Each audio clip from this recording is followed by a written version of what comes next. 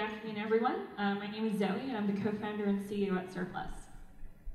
At Surplus, our mission is to maximize efficiency and minimize waste in our food system. Earlier this year, we started an online B2B marketplace connecting surplus produce from farms to food businesses. But we realized 7 to 8 months in that this was more of a band-aid solution to farm food waste, and we weren't really addressing the root problem. Why does surplus produce even exist at these small farms? We realized that up to 35% of crops at small farms go to waste due to supply-demand mismatch. Farms don't have access to demand information on what buyers are looking for, so they tend to grow the wrong things in the wrong amounts and therefore end up with tons of surplus and waste as a consequence. So our new model that we're introducing is a grow-to-order marketplace that provides small farms demand foresight they previously didn't have, so they can maximize efficiency in sales as well as minimize waste. So how does it work? Pretty simple. Food businesses will pre-order their produce on our platform about 6 months in advance. Small farms will then receive that information and know exactly what to grow and how much to grow. And then when the crops are ready for harvest, middlemen such as food hubs and distributors work to get product from farm to kitchen. And Surplus takes a transaction cut. That's how we make money. We're starting out in California, where we grow 50% of the country's produce. California alone represents a $20 billion market in produce. How are we going to acquire users? We're going to work through food hubs to access their network of small farms and distributors to access their network of food business customers. We're currently gearing up for our summer 2017 harvest pilot and have a couple of large institutional buyers lined up. These are just a couple of examples and are expected to bring in about $200,000 in GMV for the summer. Our longer-term vision is to become the B2B marketplace for all grow-to-order food from small farms. Today, we're only focused on produce in Northern California, but over time, we plan to expand into other food categories as well as other geographies.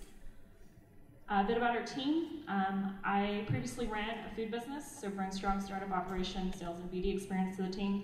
My co-founder Kyle is a full-stack software developer and has worked at various marketplace companies such as TaskRabbit and Hired, and so brings the tech marketplace experience to the team. And so with our combined backgrounds in food and tech, we believe we're the team to build and grow Surplus. Thank you.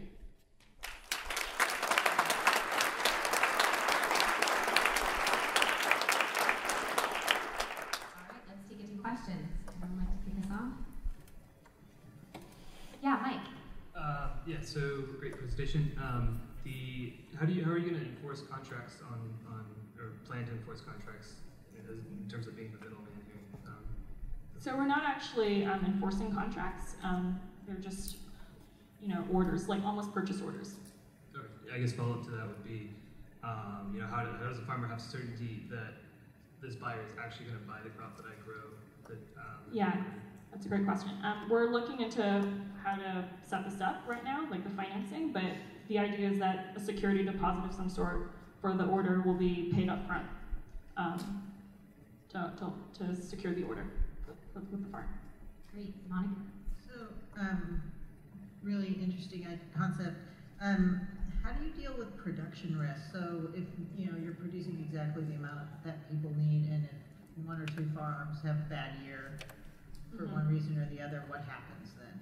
Yeah, that's a great question. So we're trying to, with any buyer, they're going to be diversifying and buying from multiple farms. So to kind of diversifying to minimize risk. That's what we're looking at. In the case where, say, like a drought hits or disease hits a farm, we're looking to provide an insurance program to help them cover their crops that they lose under our grow-to-order scheme.